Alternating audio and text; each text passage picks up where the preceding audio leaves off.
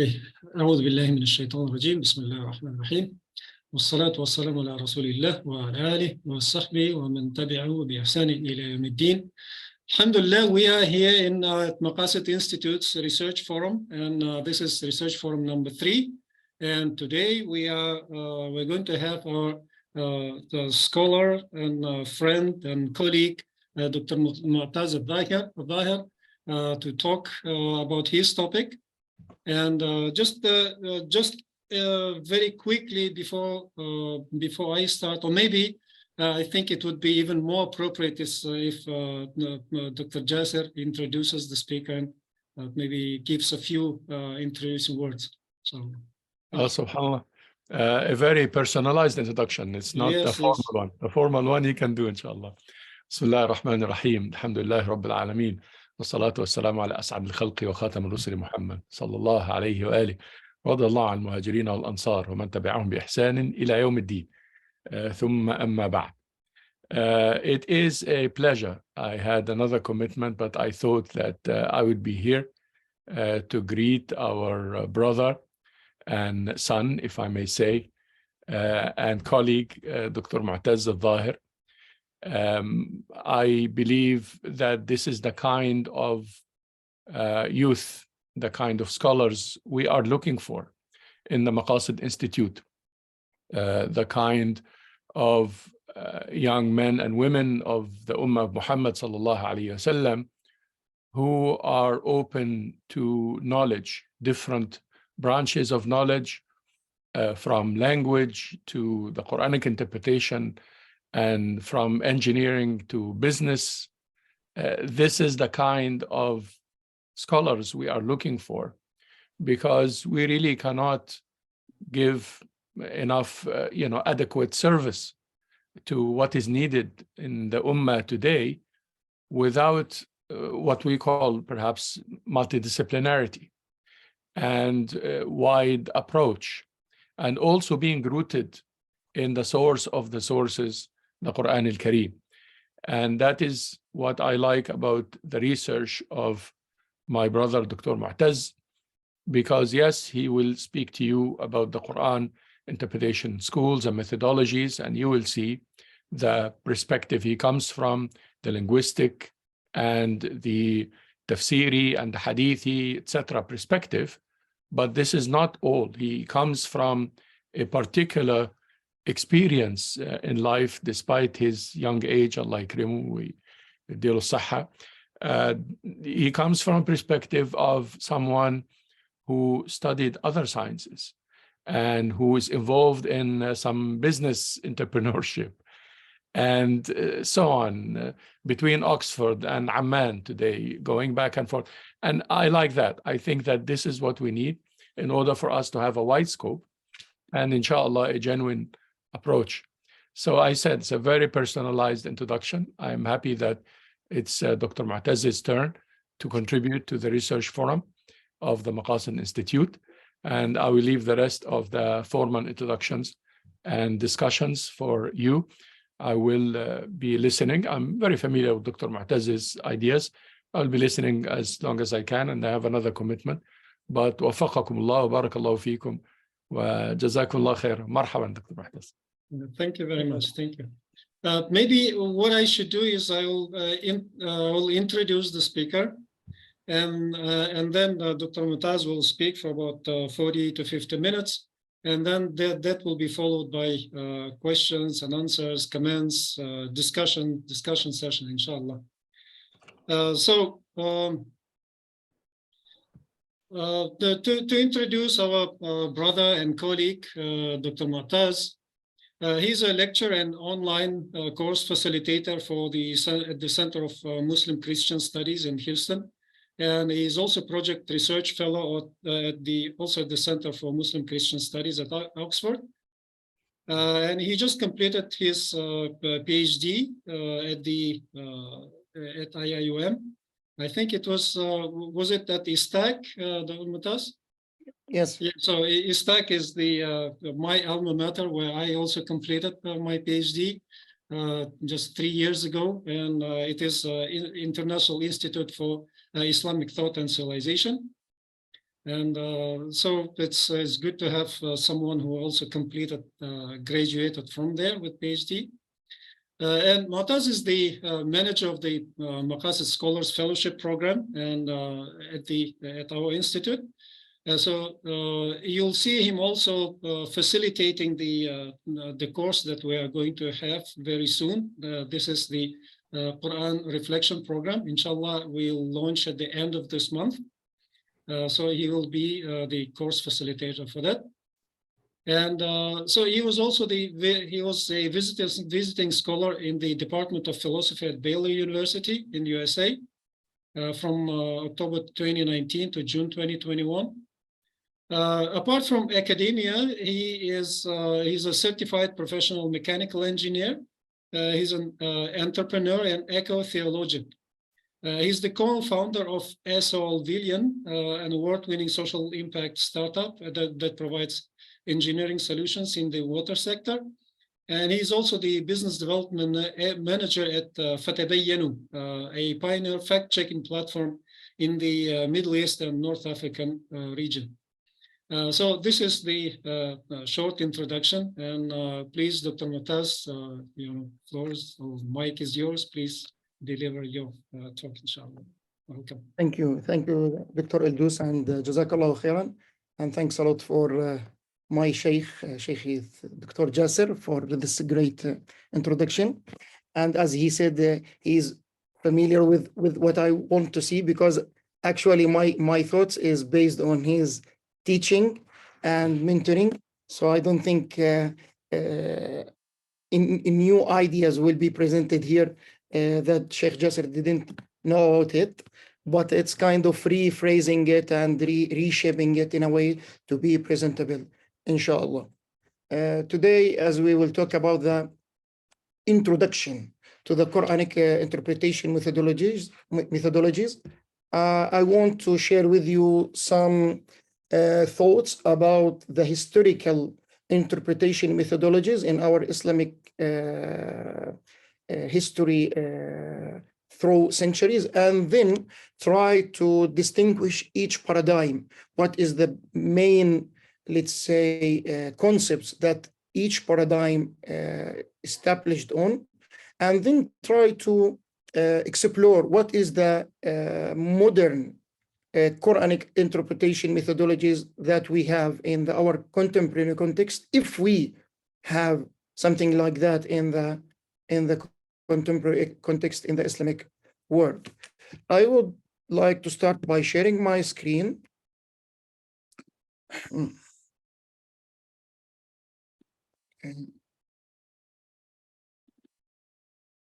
Yeah, so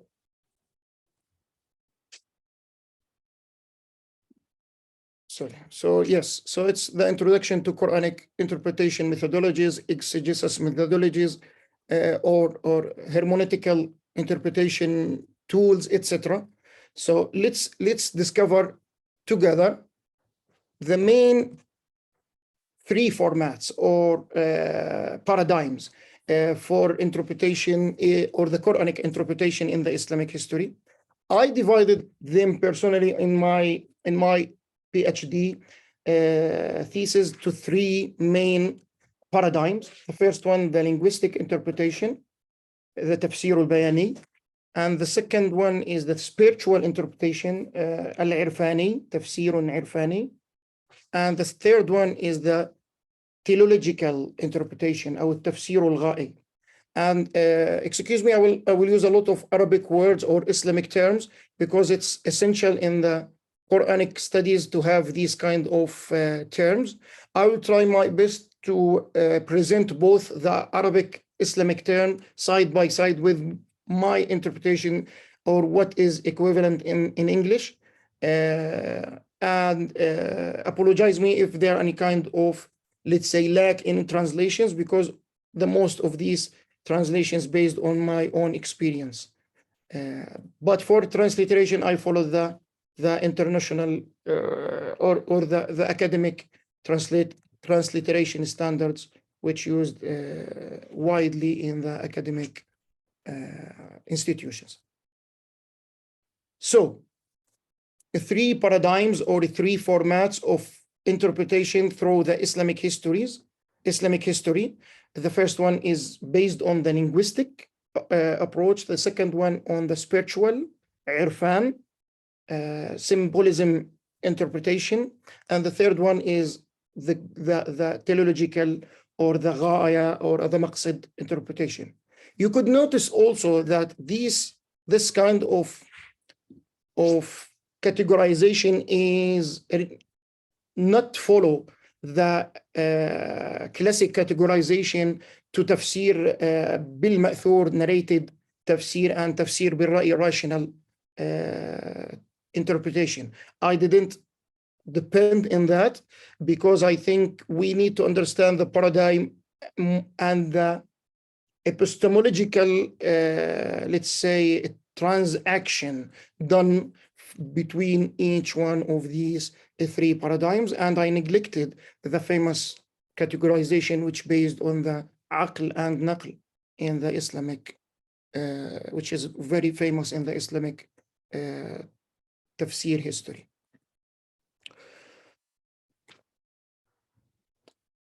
I will start by talking about Tafsīr al-bayānī, or the linguistic interpretation.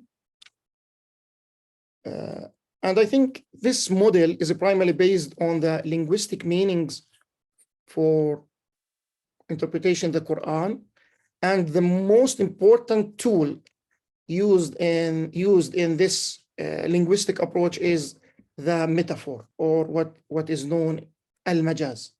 So between the truth and the metaphor, between al-haqiqa and al-majāz, this approach based its own methodology on several tools actually, but one of the most important tool, I think it's al-majāz. And I will take just one example for each paradigm to explain how the mindset, how is the epistemological, let's say, processing done in each one of these three approaches. So by starting with the linguistic interpretation and depending on al-majāz as the most effective tool in this school, we could take this example from the Quran Kareem and from Surah Al-Qiyamah, وُجُوهٌ يَوْمَئِذٍ نَاظِرَةٌ إِلَى رَبِّهَا نَاظِرَةٌ. So I will share the first translation. I will take more than one translation. The first translation is, on that day there will be radiant faces looking towards their Lord. And this translation is depend on Dr. Muhammad Abdul Halim, well-known translation, the Oxford Words Classic. And as he is a Sunni scholar, he translated this verse to this way and consider ila rabbiha nadhira as looking towards their Lord. So he used the haqiqa, or the truth, or the direct let's say, meaning. Another translation for the same verse, depending on Sarwar, one of the translators, and I will share the PPT material with you later for more visibility, and if you want to take a look to the references, what he said or what he translated is, and look forward to receiving mercy from their Lord. So he used the meaning that this word, it's not truth, but it depends on the metaphor. So it's kind of metaphoric expression, looking forward to receiving the mercy from their Lord. And this example is very famous and very well known in the Islamic traditions between Mu'tazila and Ash'ari and between all these Islamic doctrines. And because of that, I used it because I wanted to emphasize that even in the modern context, if we depend on this approach, we will stuck with the same kind of discussions that already discussed in the early centuries. So the early centuries between Mu'tazila and Ash'ari, they spend tens of years and maybe hundreds of years discuss this topic. We can see the reflect of it also in the contemporary translations. So what is the point beyond that?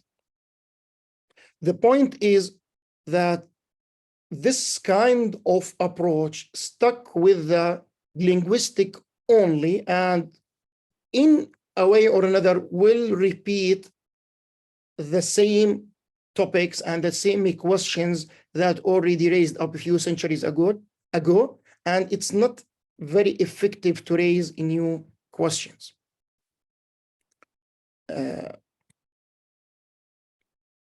Okay, maybe for Sunni perspective, Nadira in this verse, very clear that it's looking towards their Lord as a verb directly, but in other verses we can see if it's metaphor or not. But this is not the point. The point is not to argue this meaning is better or that meaning is more accurate.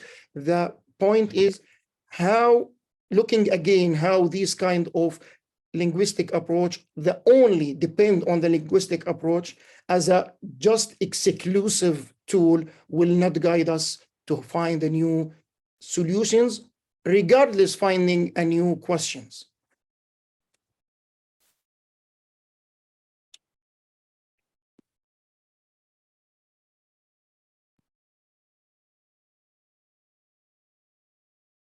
Let's keep in our mind that the foundation of the meaning in this kind of approach is the truth, not metaphor, the explicit, not the implicit. And of course, always the truth is priority or have kind of prioritization than metaphor. We will not go to the metaphor without having a reasonable reason, which means in the Islamic term used by the Tafsir as a qara'in, or let's say enough evidence to go from truth to metaphor. This is the first approach. And we can see it in a lot of tafsir or book of tafsirs in the Islamic history. The second one is the Sufi approach or the spiritual interpretation, which is well known in the Islamic sources as a Tafsir ʿirfānī. In this, let's say, model, the scholars depend on the symbols. So it's kind of symbolism approach more than linguistic approach. And the most effective tool that used by the scholars in this, let's say, methodology is what we called it in Arabic al-ramz, or the symbol, because the scholars or the methodology itself consider the linguist based, or the meaning divides to two meanings, or the Quranic interpretation could divide to two meanings. What is, let's say, present, or they use ظاهر or ظاهر, and what is considered as a hidden meaning, which is khafi. What is the difference between this approach and the previous one? In this approach, the scholars consider the hidden meaning is the essential meaning, is the core meaning, is the primary meaning, while the present or ظاهر meaning considered as the secondary or not the primary meaning. So it's different from there is a difference between this approach and the previous one. The previous one considered the truth is the priority, and then if we can't interpret the verse in a kind of direct way, we go to the metaphor. But this is not the case in this approach. So depending on the symbol as a main effective tool in this approach, and this is very well-known tool in the Sufi, Shi'i, Ismaili, let's say, interpretation books. This doctrine depend on very famous tradition, regardless if it's sahih or what is the judge of ulama al-hadith based on this or what is the judge of ulama hadith for this tradition, but they depend on it. as a ʿirfānī school, and the tradition or the let's say the quote or the hadith that the Quran was sent down in 7 modes, and every verse in the Quran has an external and internal meaning, explicit and implicit. And the most important meaning is the internal meaning, and this internal meaning just known by الراسخون في العلم, by the scholars, the well-known scholars, or by Shaykh al-Tariqa, or by al-Imam, the Imam al-Ma'soom, because he is infallible Imam, etc. So how we can know the hidden meaning? By these kind of infallible scholars or well-educated shuyukh al-tariqa, etc.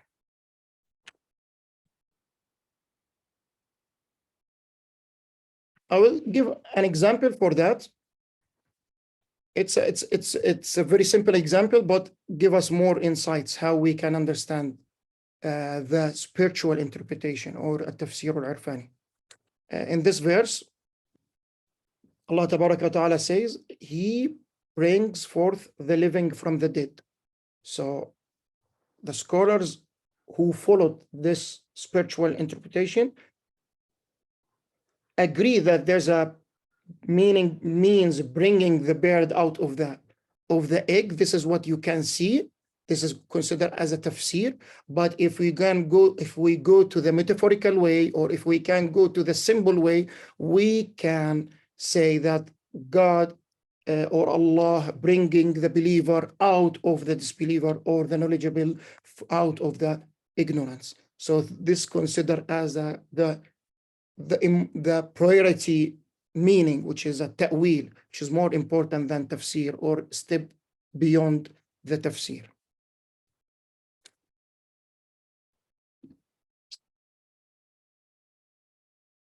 So in this approach, the literal meaning is ظاهر, and the figurative meaning, or the meaning that the Quran wanted from us to catch it, consider as a button or as a symbol or as a hidden meaning, which is the most important. And again, how we can know that? Through the spiritual leaders, the infallible leaders in Ismaili or Shia doctrines, or through the Shaykh al-Tariqa in the Sufi doctrine.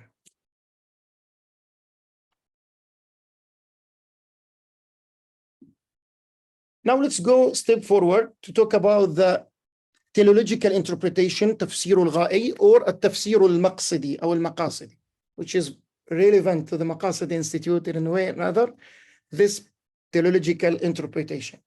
I will talk about 2 types of Maqasid interpretation or purposive interpretation in the classic Maqasid theory and in the new Maqasid methodology. Let's start by the first one.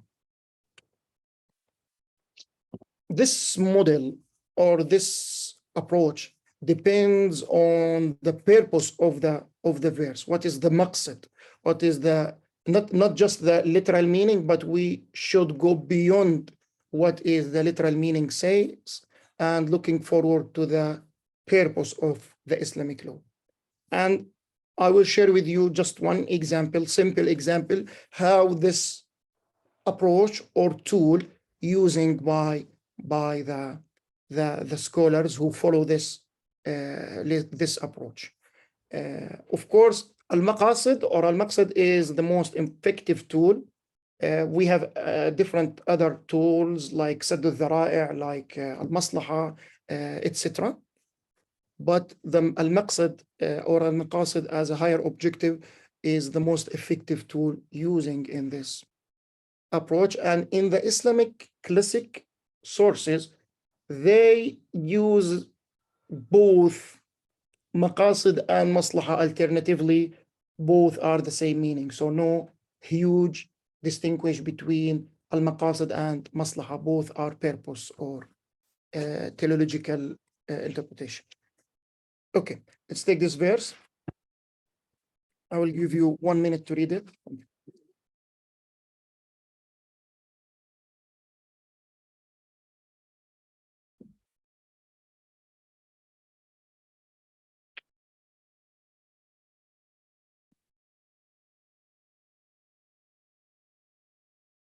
this verse talking about qisas, retaliation, and this retaliation or qisas, as we know, it should be in this with the same amount and same way.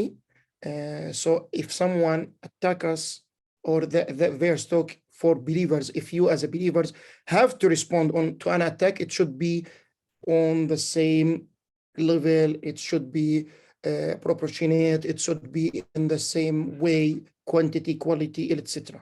So it's kind of similarity between the attack and responding on the attack, between the الجريمة والقصاص as a retaliation. So when the Maqasid scholars, or when the scholars who follow this approach try to interpret this verse and use it in the fiqh context, they face a challenge that if a lot of people or a group of people participate to kill just one, how the qisas or retaliation should be done, because we have several people kill just one person. So what is the approach that we should apply here? As an example, Ibn Hazm didn't accept to kill group of people that participated in killing just one person, and he didn't consider that as a qisas. He considered that as something out of the qisas context, so he didn't accept it. While the scholars who follow this approach, the purposive approach, the Maqasidi approach, and Ibn Rushd, one of these classic scholars, he says, and I will read what he mentioned directly as a quote: the foundation for killing one for the sake of the community is based on the considering the benefit. So he, or the maslaha, as he used it as a term. So he believes, or he understands that the verse as a verse directly not mentioned the equivalence between the numbers. So it should be equivalent between the number who kill and the person who did. If we have person kill another person, okay, we can make a qisas, but the verse in a way or another not mentioning linguistically what to do if a group of people participated to kill just someone, or to kill just only one man. So he built his tafsir, or his interpretation on the benefit, or al-maslaha, or al-maqsid, and go beyond what the direct linguistic meaning, we can take it from this verse.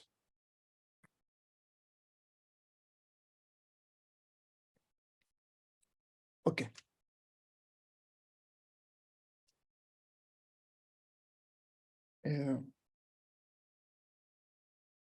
And this approach, as I said, it depends on, or built or established based on the classic Maqasid theory.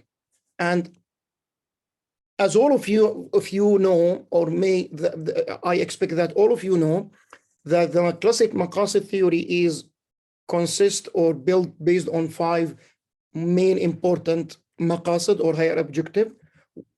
And these maqasid is shaped by the concept of preservations, hifz.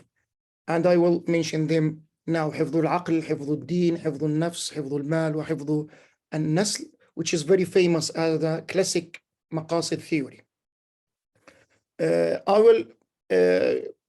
will talk about the Imam Faisal Abdul Rauf, who you can see his image later, because he is one of the famous scholars in the contemporary context.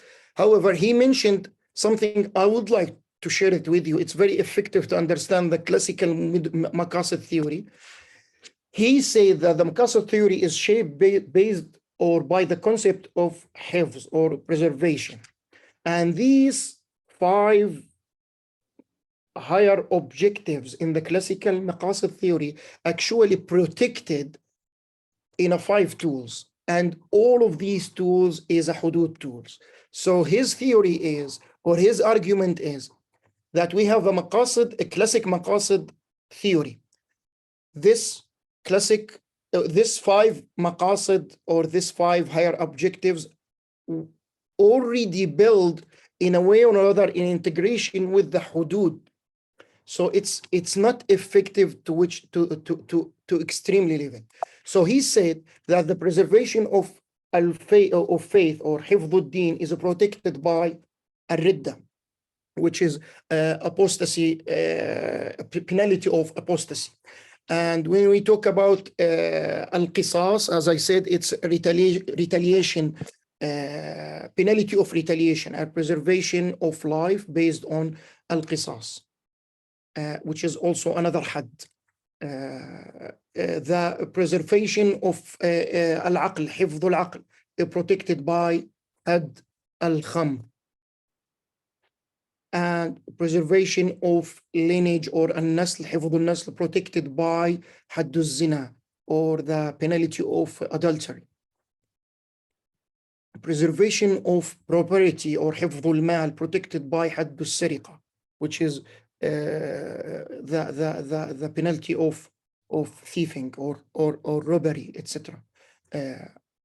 The preservation of, and some of scholars add the 6th one, which is the preservation of honor or hifd al-'ird, and this is protected by al-qadhf or false accusation of adultery.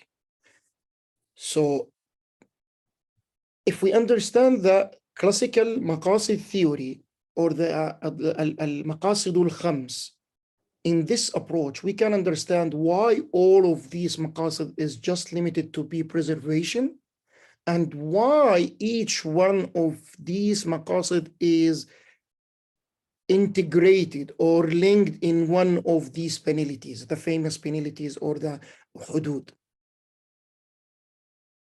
So the epistemological base of the maqasid theory in the classical approach, is the hudud.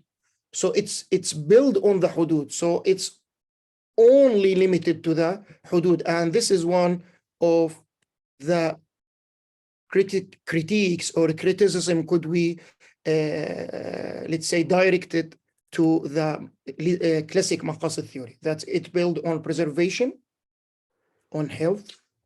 It's, as you can see, focuses on the individual rather than community or state. It's talk about the individual hifd al-mal, individual hifd al-aql, etc. And it's limited to hudud, the legal punishment. And that limitation, or this limitation, is avoiding it or preventing it from looking to the broader objectives mentioned in the Quran al-Kareem, Maqasid al-Quran. And because of that, the 5 maqasid, or the 5 pillars of maqasid, or 6 pillars of maqasid, is kind of legal punishment. So it's limited to the legal approach of the Sharia, or the legal aspect of Sharia, ignoring the values and ethic and other aspects of Sharia, and also ignoring the higher objectives or maqasid in the Quran Kareem, like al-tafakkur, al-ta'aqqul, al-tadhakkur, etc. Like al-adl, for example, justice, like mercy, al-rahma, etc. The last point also about that, this classic maqasid theory is, in a way or another, need to be compatible with our contemporary context, and there's kind of lack of integration between the contemporary context and the effectiveness of this classic maqasid theory in several levels: epistemological, logical, technological, or even understand the globalization, let's say, processing, or the new world that we live in. So all of these, let's say, points considered as weak points in the maqasid theory, in the classic maqasid.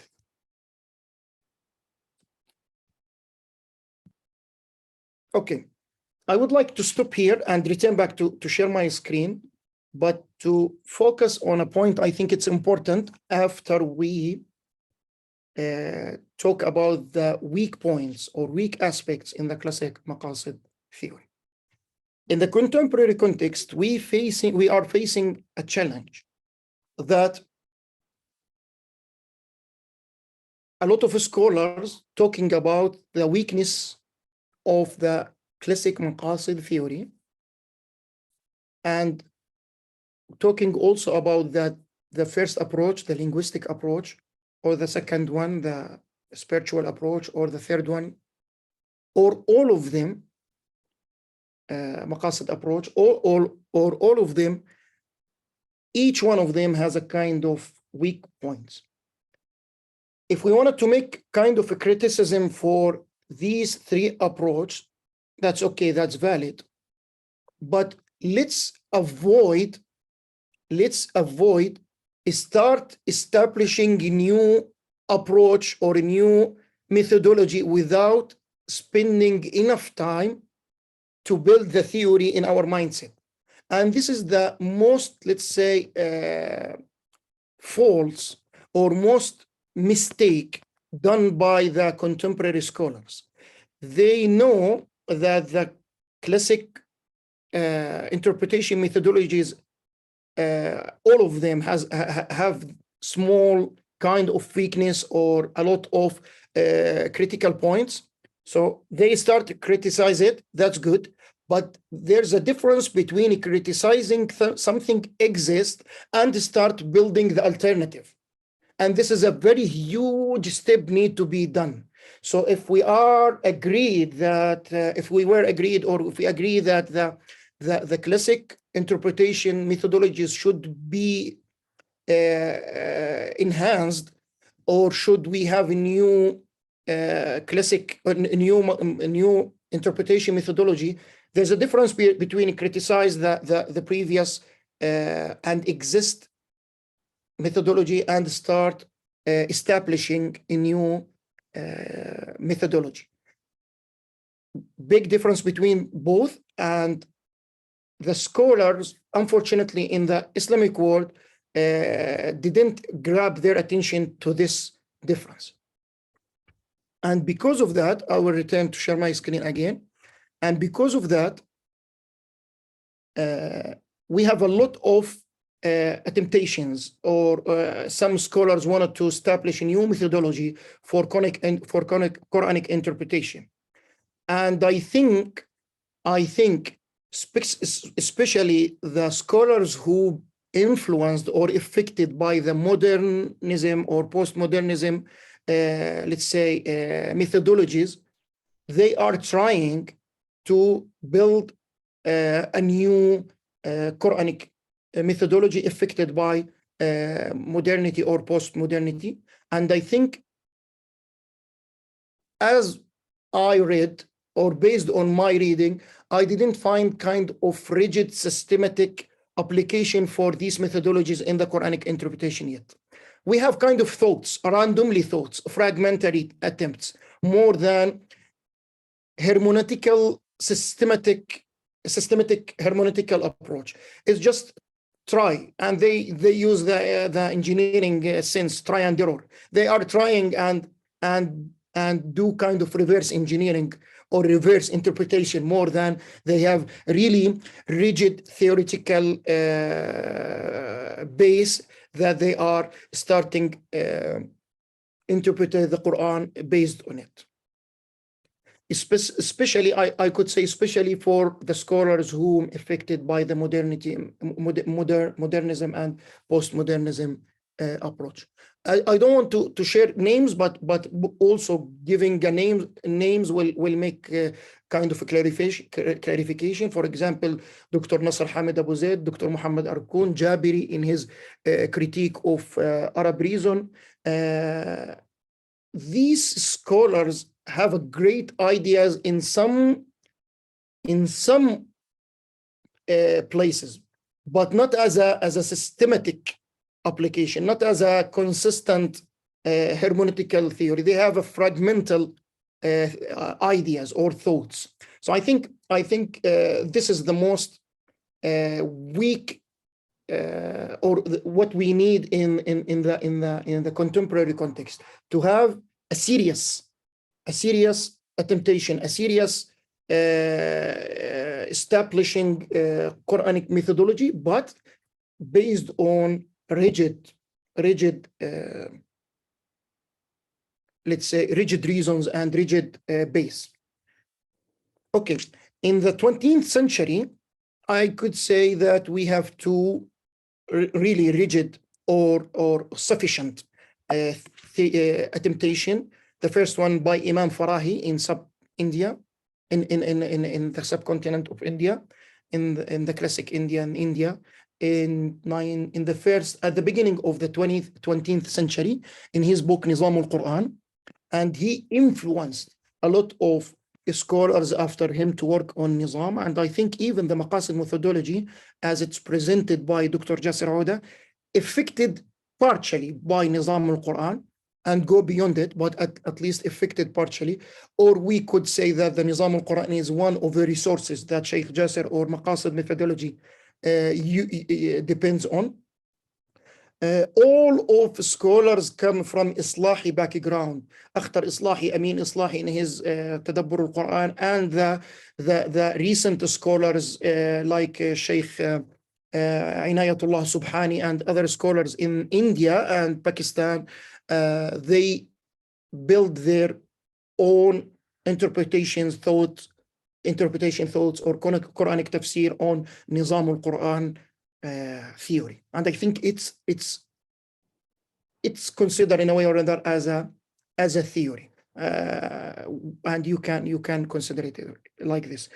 Also Sayyid Qutb in his النظرية الأدبية or التصوير الأدبي التصوير الفني, the artistic imagery in the Quran, he also did a great job as a systematic consistent let's say methodology to understand the verses and to interpret or exegesis al-Quran al-Karim. I wanted to take another step, and maybe it's the last slide or last two slides, if I may, Dr. Eldous. How many minutes I have? Let's have another 10 minutes. Yeah, that will be more than enough. Okay. I shared in the previous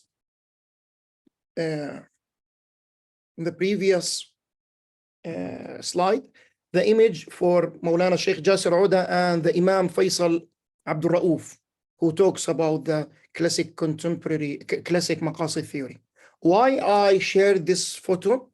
Because as I'm talking about the temptations or trying from some scholars in the contemporary context to build a new approach, I would like to share with you the new Maqasid methodology as this one of temptation in the contemporary context that wanted to interpret, understand, exegesis the Quran in a holistic way. It's great to keep in our mind that there's a difference between Sheikh Jasser temptation and the other let's say trying from several scholars that I mentioned their name previously. Why? Because this Maqasid methodology or the new Maqasid methodology comes or established by a scholar who already known all the previous, let's say, temptation, and also he is well-known and well-educated, and he is understanding all the previous opinions, thoughts in the Islamic context and outside the Islamic context, which want to interpret the Quran. So we are talking about serious Maqasid methodology or a new Maqasid methodology to interpret the Quran. In this lecture, I will not talk about the new Maqasid methodology, but I consider this slide specifically as kind of introduction to the new Maqasid methodology as a good potential tool, as a good potential approach to interpret or understand the Quran in the Islamic, in the contemporary context from Islamic background. And why is that? Because the classic Maqasid methodology is a futuristic, critical, and comprehensive.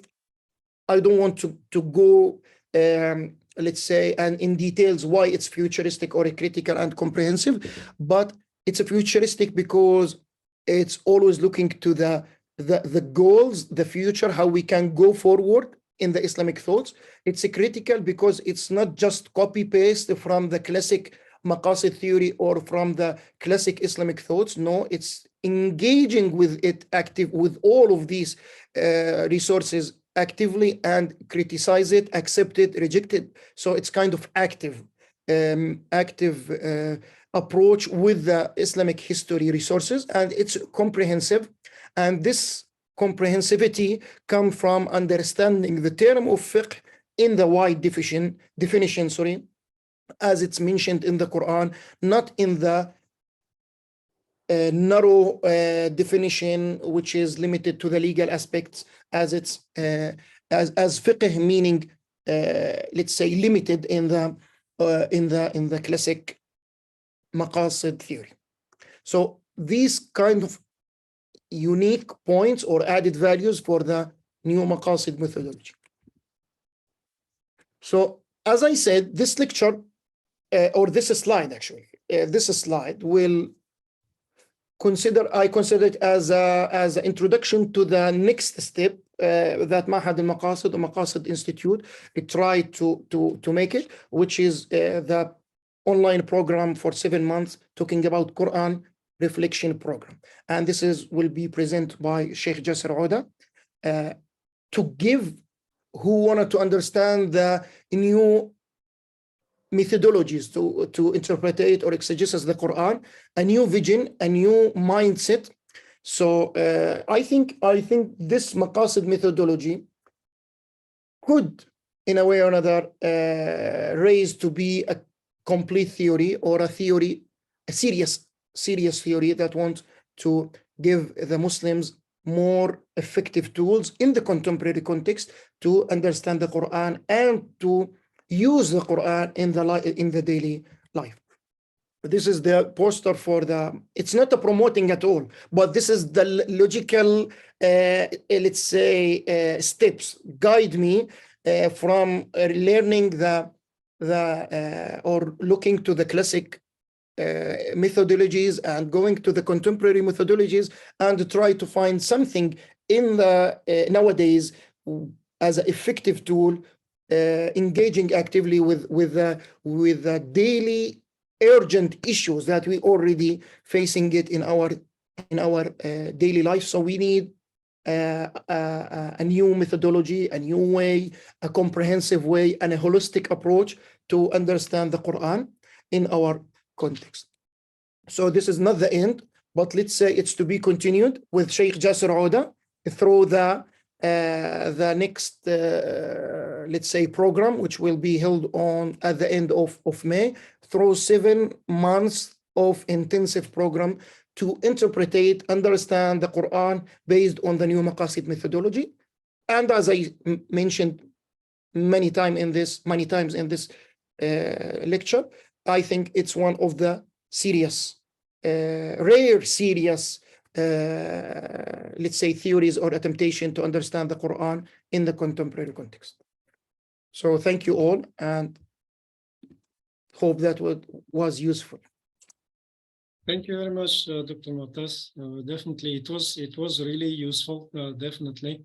And looking at the, of course, we have more than 1400 years of the Islamic history, Islamic civilization, and the different contexts, different places, different scholars had their own methods, approaches, and they were all in their own context. And of course, we should remember that these differences, there have been and there will always be differences between different scholars and the way of interpreting.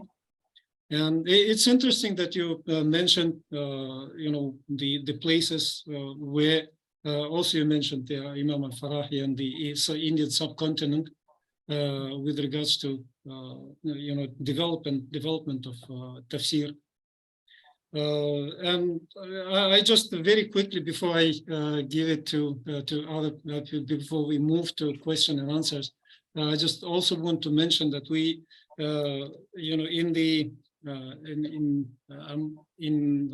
what we call now Russia or former Soviet Union, in this area, there were also a lot of scholars who were quite close to these approaches. And even one scholar, Musa Jarullah Bigiev, he also had the same approach, and he spent considerable time in India, actually learning Sanskrit and also studying and publishing his books. But I think there is a lot of connection between all these scholars and movements in the 20th century. So thank you very much again for this very good, informative talk. Alhamdulillah. So we are going to have a question and answer. Maybe if there are also comments, maybe we could start with even that. Dr. Basma, maybe you'd like to start, kick off with maybe confirmations or objections. لا أبدا. بسم الله الرحمن الرحيم. السلام عليكم ورحمة الله وبركاته. First of all, thank you very much. I've been looking forward to this presentation and it did not disappoint. Alhamdulillah. I do have some comments and one question, or one thing. Obviously, I'd like you to reflect or reply, hopefully, to the comments as well. I find the distinction between the forms of interpretation largely due to the fact that we isolate the ayat. So we say linguistic and we say spiritual, and in the spiritual there's the internal and explicit. But for instance, in the examples you gave, when we look at, let's take a spiritual as an example, we say, if we look at, يخرج الحي من الميت, right? So we say, okay, if someone looks at it this other way, then it's a spiritual way. But that's only the case if you're looking at that one ayah. And that's not how the Quran works. The Quran is a unified text. And if we read further and more and repetitively, we'll come across ayat that say, come to what will enliven you or make you alive, or Allah subhanahu wa ta'ala and his prophet invite you to what will give you life. So we begin to see what was in one ayah considered implicit becomes explicit elsewhere. And in the interpretive method of certain scholars or thinkers of the Quran, when they bring this forward, it looks like they're bringing something internal, but they're not. They're bringing something that has been shaped in their psyche elsewhere in the Quran explicitly. In the end, the Quran tells us, بَلْ هُوَ آيَاتٌ بَيِّنَاتٌ فِي صُدُورِ الَّذِينَ أُوتُوا الْعِلْمَ. This is essentially what the Quran is. So that's my first one. The other is that in our interpretive methods, so the first is that the distinction between these schools and these methods is not necessarily so clear-cut or evident when we study the Quran as a whole and when we understand what an ayah is, the meaning of an ayah, not as just the written, but its meaning, and it's very different from how we understand it in my view. The other is still the fact that we do not challenge certain interpretations of ayat. So you gave the one that I have argued over endlessly with Dr. Jasser, and that I've thought about a lot in my life, which is qisas. For me, it cannot be the law of equality. First of all, because equality is not a concept in the Quran with sultan. It has no authoritative truth. There's no such thing as equality in this universe. And so we cannot say it is the law of equality because there is no such thing called the law of equality.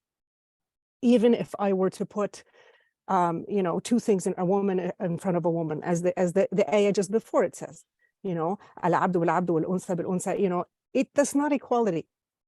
And if we go back to that ayah and we begin challenging the law of equality and rather in my interpretation, it's a law of dissociation.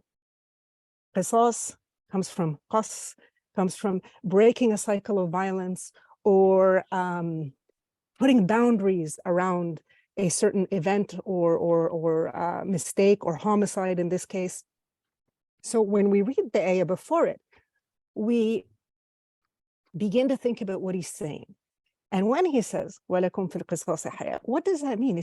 To me, it cannot mean a life for a life. There is no haya in that. If I am going to take a life in front of a life, then I have taken a life. Instead, when I focus on the ayah before it, and I think of it as the law of dissociation or the law of this bounding of violence, what I can see there is a law of more, not retribution, but a law of restitution, compensation. So in a time of war, or in a time where two sides are at war or in conflict, we don't really know who killed the woman or the slave or the man. We don't know. It's a group of people, like you said. So how do we deal with that and save a life? We put a compensatory measure, a restitutive measure. And that's why in the ayah before it, it tells us that so if you are if part of this is forgiven by the family or whoever is going to receive the compensation, then you are permitted to do so. And then in the ayah, why? Because we're compensating. It's restitution. We're not taking a life for a life. We're taking compensation for a life. So then it makes sense that the woman is for the woman and the abd is for the abd. And because you're replacing it, because it can never be equal. And it wouldn't make sense. What woman I'm going to take in front of a woman? What if she was killed by a man? And this has always bothered me. And the only way that I came to rest with it is to think of the interpretation in a different way and understand what it means, وَلَكُمْ فِي الْقِصَاصِ حَيَاةٌ, and to stop saying that it is the law of equality. So that's my second point. We have to also have the ability to challenge based on a more holistic understanding of the Quran and the ayat in general, not just the one ayah, to challenge these things and to go back to the concepts that have sultan or an authoritative truth. And then the final point I wanted to share with everybody, as a student of the Quran myself and somebody who's incredibly passionate about it and who lives with somebody who's very passionate about it, how do you deal with, or how do you think of the fact that it's one thing to talk about a systematic hermeneutical approach. It's one thing to think about consistency and say it, and to study people once they've produced a work, and quite another in the minds or hearts of those who actually produce the work. Because there's an element of fath, opening from Allah subhanahu wa ta'ala. And there is an element of consistency that does not come from methodology and hermeneutics as we think of them, but comes from the balanced nature of the person themselves that is doing the interpretation.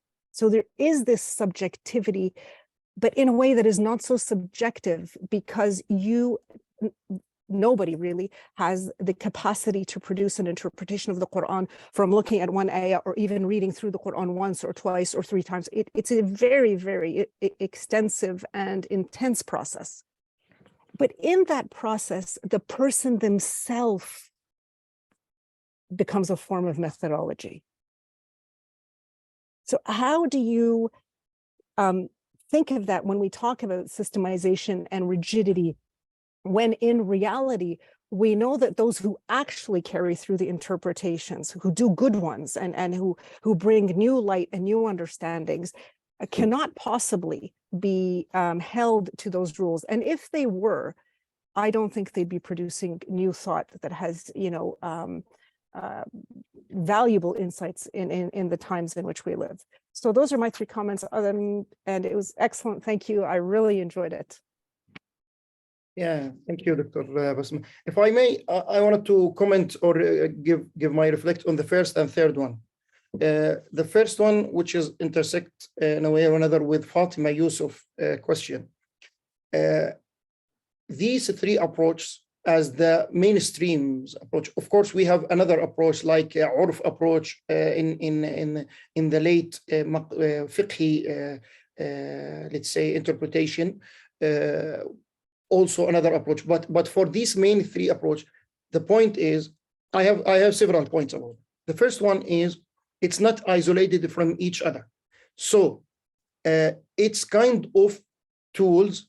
We wanted to understand the paradigm more than, and it's common from some scholars to use more than one paradigm in the same book. So for example, Imam Qushayri in his book Lata'if al-Isharat, he starts with the linguistic approach, just explaining the verses, and then after finishing all the linguistic approach, he says, and وَمِنَ الْإِشَارَةِ, the symbol, or then start the Sufi symbolism interpretation. That's exist in other examples. I don't think we can say that we have, let's say, a specific book or tafsir for each one, or categorize each tafsir under one of these, let's say, three main category. But the point is, to which epistemological paradigm we can refer this verse or this interpretation to which one of these three. And the point from the new Maqasid methodology, as an example, is not to be instead of them. I think that the Maqasid methodology, of course, should depend on the linguistic, on the symbolism or ʿirfānī, and on the some classical Maqasid interpretation. But the point is to establish a new paradigm that through this paradigm we can have a new vision of understanding some verses side by side with the previous three one. So it's not at all isolated. It's not an all one should be instead of another. This is the point, the first point. The third point, building a paradigm or having kind of systematic theory not contradict with the personal journey. The personal journey is something should be done by everyone, but the personal journey not have the capability to be extended beyond the person, because it's personal journey. And this is what already mentioned several times in the Sufi, let's say, concepts, that you have some Sufism, some Sufi people who understand some verses in some context, in some way, not contradict with the Quranic concepts, but in a way or another you can't extend it to the people or to the community or to be a mainstream. And one of effect or impact of fiqhization of our Islamic, let's say, life, that everything should be fiqh, should be systematic, should be extended to all people, because fiqh, looking to have regular legal, let's say, outlines. We neglect in a way or another the personal life in several steps or in several aspects of our Islamic, let's say, experience. We are not longer talking about, we are no longer talking about the personal experience as one of something should be respected during the Islamic experience. It's always about constitutions, about scholars, about ijma', and by changing the mindset and give the personalization or the personal journey its own space, we can do that. But of course, it's very difficult to extend the personal life or personal experience, to be something needed from others, or to be something should be applied to another people. May that could clarify my point. I don't know.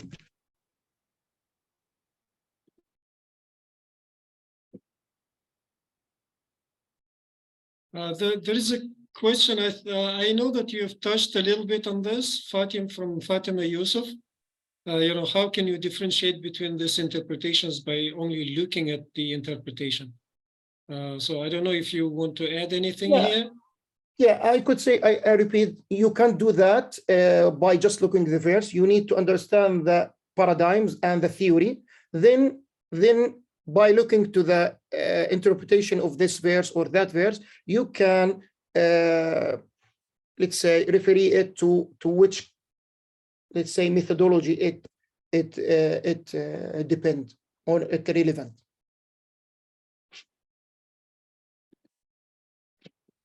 Okay. If there is anyone wants to speak and want to ask a question or comment, you can raise your hand and you can speak. There's another question in the chat, Doctor. Yeah, there is a question by Sharid Mirza. So how will you see if we say that Maqasid methodology of Quran without nazm will not complete or clear? It means that if we can't reach its real meaning of Quran without knowing the nazm, and nazm will take us to Maqasid. Yeah, good question from Shaib. Really. Yeah, good question from Shaib. I will start by grab your attention to differentiate between nazm and nizam, which is used alternatively, but mistake. This is a mistake. I think nazm, it's best to use for represent or for mentioning the classic nazm theory established by Imam al-Jurjani and the other scholars in the Islamic context. But when we are talking about nizam, which is related to Imam Farahi, and I prefer to use nizam as he used it in his kitab Nizam al-Quran. I know that some translators translate nizam to nazm in English. I don't think it's a correct. It could be misleading. So let's talk about nizam as a definition. Nizam for Imam Farahi as a term, I think it's essential to read the Quran in Maqasid method, let's say in a new Maqasid methodology perspective. However, the nizam from Imam Farahi depends on sorting more than networking. So the nizam in Imam Farahi, looking to the surah and looking to the beginning of the surah and to the end of the surah and the column of the surah, amud al-surah, and then try to find what is the theme of this surah and connect it with other surahs before it or after it, or at the beginning or at the end. Okay, but always it kind of lineage or linear looking. It's kind of looking as a sorting. This is before that and this is after that.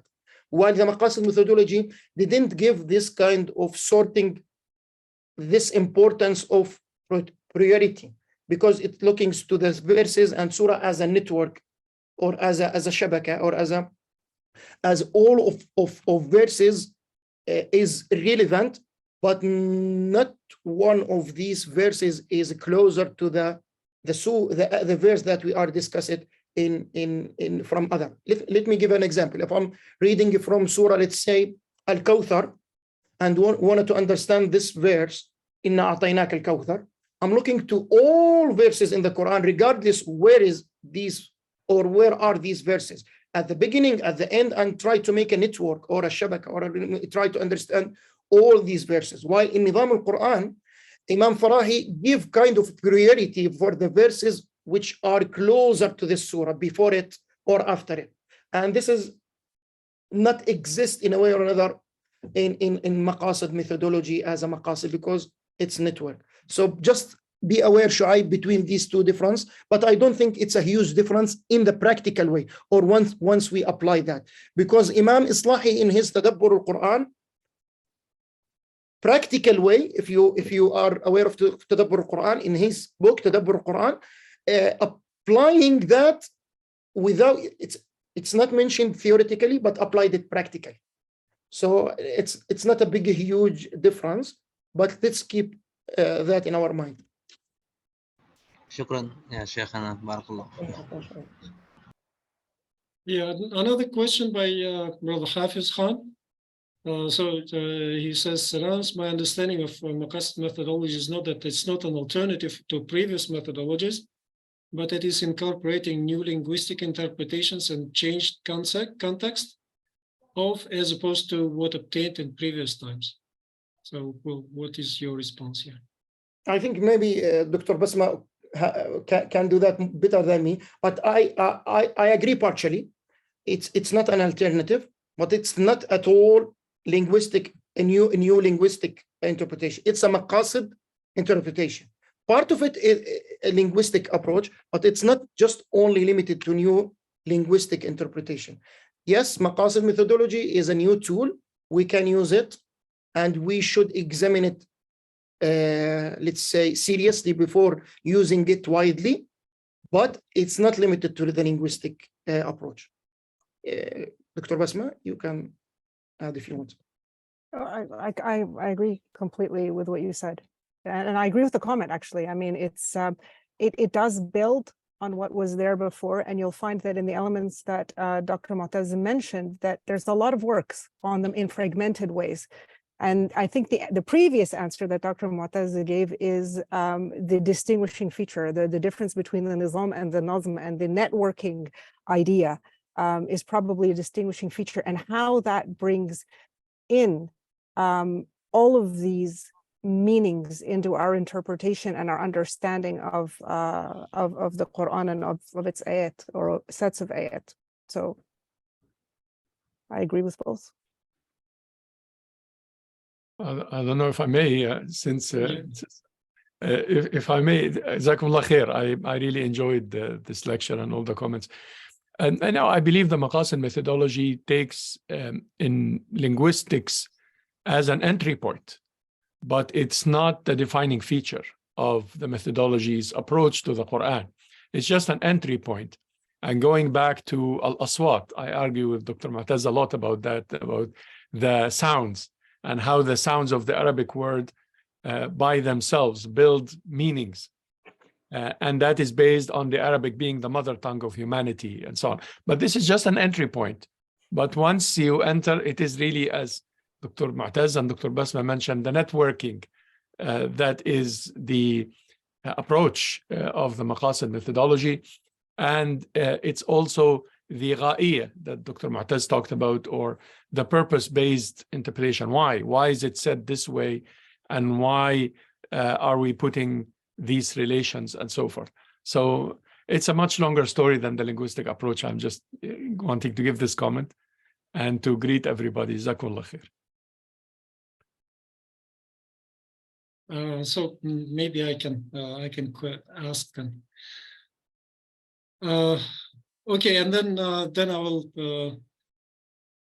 very quickly. I think you see you touched upon the idea of the methodology as a paradigm here, and many of us, maybe students or students of this, the learners, especially in the Maqasid methodology course, and also those who will be taking part in the Quran reflection course. Understanding the paradigm is important, definitely.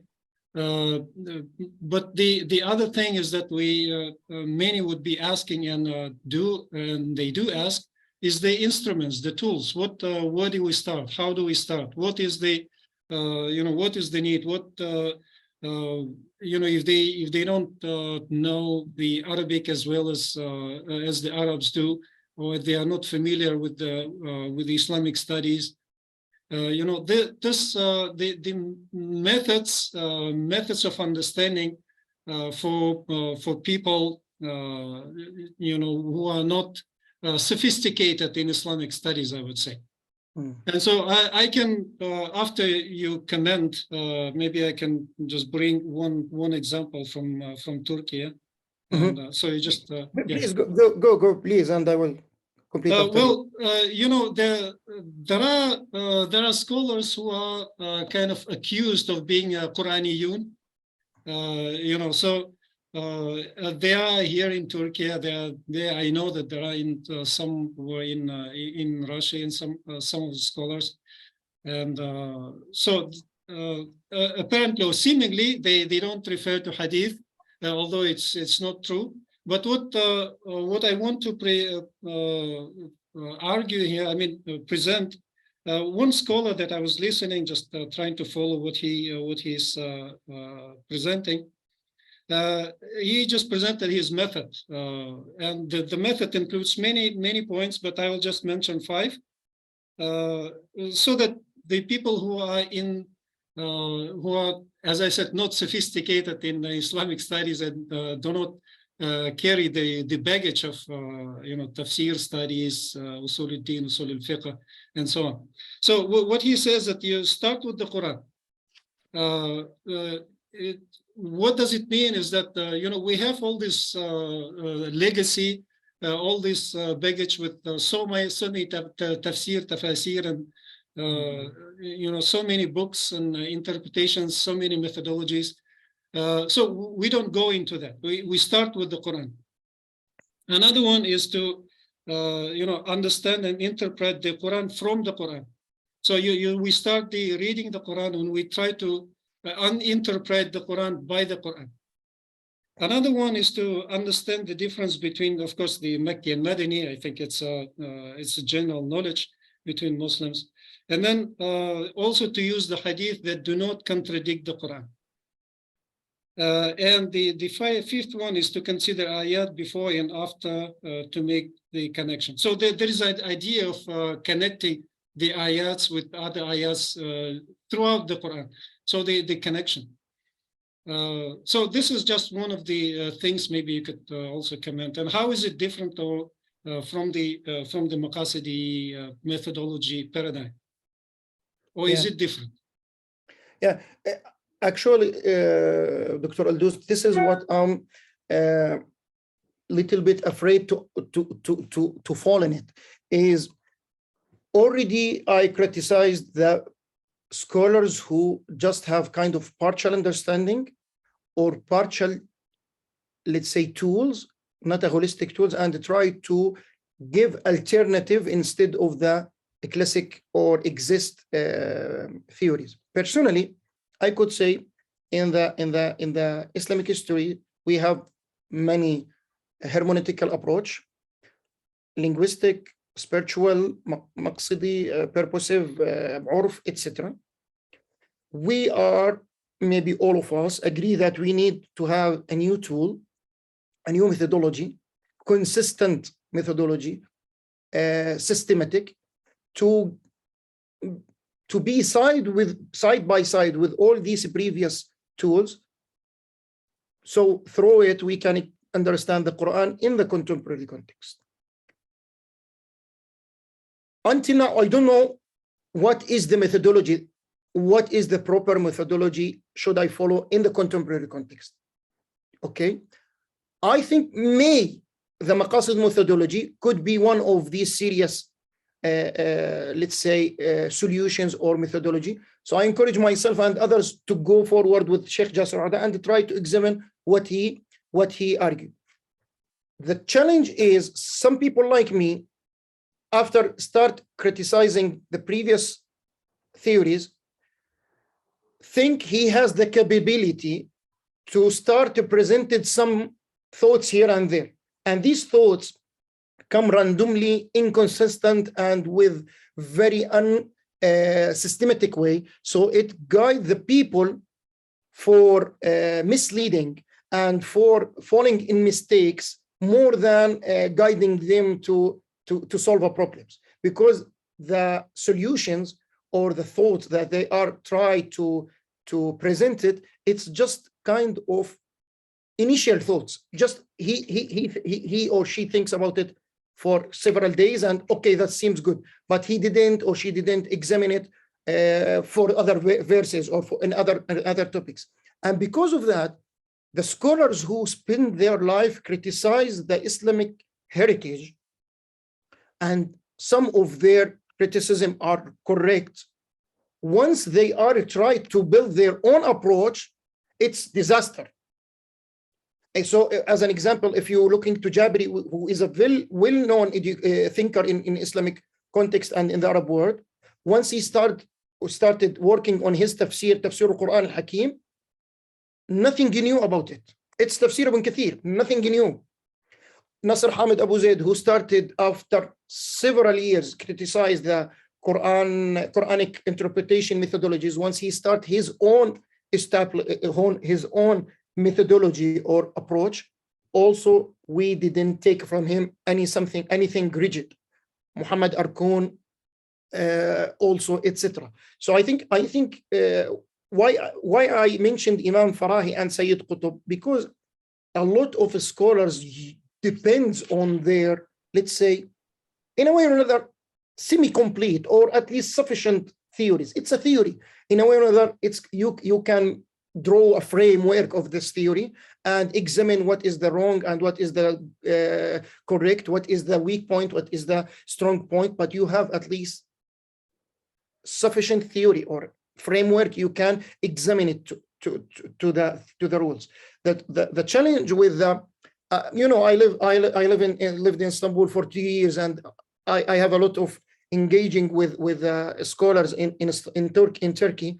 The challenge in Turkey, for example, as a context specifically, that all of these thoughts are not rigid, are not let's say final arguments. You can hear some thoughts from a scholar, and several months, not several years, several months later, you can hear something else from him, because he examined the rule or the thought and faced that, oh, okay, I missed this point or that point. It's not easy to have all of us wanted to be famous scholars. All of us wanted to be tafsir leader, but this is very long journey and need a great scholars, not just the junior scholars or junior researchers. Criticism is the first step, but you have 99 steps after that to start establishing your own methodology. Yeah, thank you very much. Thank you. Of course, I do have some more thoughts, but let's have others. So Shuaib Mirza has a question. He's doing some work on Maqasid Tafsir in light of some verses related to a topic. May you give some suggestion? I think Shuaib, if you clarify exactly what you are what you're working on, so that we understand. Maybe if you want, you can just open your mic and maybe you speak up. It would be easier. I selected some verses, is all the verses related to the al-mujadila. So interpretation are going wrong that I see in the different interpretation in the Tafsir. So I will collect the all ayat that are related in the one topic. Then I will see that verses in the approach of the Maqasid. So first I have to read the Maqasid, the Tafsir. That will take me to reach at the result. Yes, Shuaib. Thank you, brother. I know Shuaib personally. He's one of students and researcher in India with Sheikh Muhyiddin Ghazi. He works with him. So Shuaib, my suggestion is let's keep contacting via WhatsApp or email, because I need to know more about your specific topic, and not to give you just roughly answer. And I think maybe we can work together. If you wanted to join the Quran Reflect program, we can work. I'm a facilitator for this program, so we can work together to enhance and improve your thoughts about the topic that you are searching on it through this program. So I think it will be very good journey. We can do it together. If you Habibi Shuaib, we will keep in touch, inshallah. So any more questions, comments, please?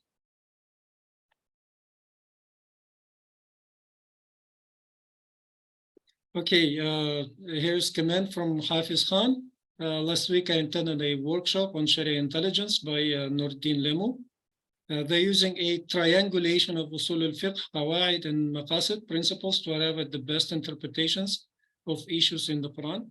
How does that approach contrast with Maqasid methodology? I'm not aware of this triangulation of usul al-fiqh. If Hafiz, you can share with me any links about it, maybe I will read it and later we can talk about it. But I'm not aware at all about Sheikh Nuruddin Limo or even the triangulation of usul al-fiqh. I think sorry for Sheikh that. Jasser and Dr. Bas, maybe you have some ideas about that. Yeah, I'm very familiar with that book. I wrote the introduction, as you could see. I think that the method of the DIN, the Dawah Institute of Nigeria, in the triangulation, I think it's very useful for the sake of Dawah in Nigeria and in the Nigerian and perhaps more wider African context. People talk about usul al-fiqh and talk about al-qawa'id, and they are not introduced well to the maqasid, even maqasid al-sharia in the basic form, the apologetic form. And therefore, what Sheikh Nuru is doing by bringing the maqasid in a triangle with the usul and the qawa'id is a good discourse. But is it a new method? No, it's like, yeah, you know, it's not really introducing any different approach, but it's trying to bring the maqasid, the way I see it, to the discourse in Nigeria by relating it to the usul and the qawa'id. So this is how does that approach contrast with the Maqasid methodology? Well, the Maqasid methodology goes beyond Maqasid al-Sharia to start with and view Maqasid al-Sharia theories as apologetic, as Dr. Motaz mentioned in his lecture. And I am happy he brought the approach of Imam Faisal, because it is a textbook example of the Maqasid methodology in the apologetic form. And secondly, usul al-fiqh is not relevant to contemporary fiqh. That's the Maqasid methodology perspective, except for some of the issues of the sha'air or ta'abudiyat or rituals. And usul al-fiqh could apply, talking about qiyas wa istislah wa istishab. Otherwise, from my perspective, it is part of the history of the Islamic law, and it's not Islamic law. That's usul al-fiqh. And then al-qawa'id al-fiqhiyya, I view them as a way of escaping kulliyat al-Quran. Instead of saying لا تزر وازرة وزر أخرى or لا يكلف الله نفسا إلا وسعها, and making it hakim, formative, hegemonic over fiqh, we say that it's qaida, it comes after fiqh. So I disagree with the qaida approach to start with, and I find it abortive of renewal attempts to refer to al-qawa'id al-fiqhiyya. But that's a very, you know, high-level kind of very critical approach to these three entities, Maqasid al-Sharia, Usul al-Fiqh, and al-Qawa'id al-Fiqhiyya, but you can benefit from them for sure. That's, inshallah, a short answer. Dr. Bosman? Assalamu alaikum. I just had a final comment. It had something to do with what Dr. Motaz had said in terms of our journeys and our personal journeys and our subjective journeys, which I think is very important, because he made a point that kind of struck me deep, which is that, you know, some will do this for fame. Well, those that will do this for fame or want to do it for fame or even want fame from their efforts are going to come up with exactly what you said, disasters. But it's not only those who do it for fame. Those who do it as part of an academic exercise, especially a Western secular academic exercise, are going to come out with a disaster. Those who do it as a vocation, thinking that being an imam or a scholar or a faqih is a job, are going to come out with disasters. Those who do it for the media and want the popularity and the celebrity are going to come out with disasters, because that is not a holistic, genuine way of struggling with the Quran and the message of the Quran and one's relationship with Allah subhanahu wa ta'ala. However, for everybody here today and beyond, for those of us who approach it with the humility that Allah subhanahu wa ta'ala taught us to approach it. Haqq al-humility, haqq al-taqwa. We have to get to a point, and it's also a gift from Allah subhanahu wa ta'ala, that we have the confidence to bring forward new perspectives and new understandings that are relevant to the times in which we live, without the fear of the accusations that lurk very close, of being, Qur'ani, or being a woman, or not having the specific criteria that people look for when they're looking for a so-called Islamic scholar. So taqwa and humility and authenticity and genuineness and a quiet throughout this journey is very important before we begin to broadcast our views. And when we do so, to do so again with humility and consistency, and not built on the critique and dismay with what has happened in our history, but to take the strengths of it and be proud that, alhamdulillah, we had those brilliant people in the past that helped us along this path. So that's just a small note that I find why we end up with so many disasters after the critique. Jazakallah khairan. Thank you. Thank you. Thank you very much, Dr. Basma. Maybe last point here by Muhammad. I think these differences have to be dealt with on a case-by-case basis, because there may be people they will find in the Quran which we cannot see. And here, فَفَهَمْنَاهَا سُلَيْمَانَ. And both are prophet, but this is the sunnah of the Quran and the reason that the shura is necessary. Yeah. So, yeah, I agree 100%. And because of that Quran talking about يتدبرون in a plural way. أفلا يتدبرون القرآن, to be kind of a group brainstorming, group tadabbur. So each one could share with others his thought, and finally we have kind of regulations or rules or methods. We shouldn't go beyond it. I think I mean, if there are any more questions or comments, please, you're welcome to ask. Just for the sake, I know that some of the, we have here some of my students here at IKI Academy, and, I'm really, and also those who were from Maqasid Methodology course. I would just want to encourage to continue reading the Quran and trying to build this, what is that, the framework, the tasawwur of how, what Sheikh Jasser refers to as the tasawwur, the framework, and it changes. People, the more we try to read and think, this tasawwur, this internal framework that we have in our minds, it changes, and it always it grows. The more we try to think and understand and use our minds to really to understand the ayats of Allah. So I think this is this is something that I try to practice, and I try to also tell my students to do as well. Even though I'm learner, I'm just like every one of you. I'm learner. So thank you very much. So if there is, thank you very much, and maybe last word from Sheikh Jasser, please. I just typed it. That Jazakumullah khair, Barakallahu feekum, for a fantastic morning, our time anyway, and a fantastic discussion. This is the kind of thought that we want from the research forum. People bring a big experience of research in a few minutes to share with others, so we can all benefit from each other and build on each other's experiences. Jazakumullah khair, Dr. Motaz, and may Allah subhanahu wa ta'ala bless your journey and bless your life. And Jazakumullah khair, Dr. Ildus and Dr. Basma, for fantastic management of the discussion. And Jazakumullah khair for each and every one of the participants.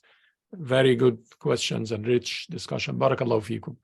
Jazakumullah khair. We'll see you inshallah on other events. Jazakumullah. Okay, thank you very much, everyone. So assalamu alaikum. Jazakumullah khair. Wa rahmatullahi wa barakatuh.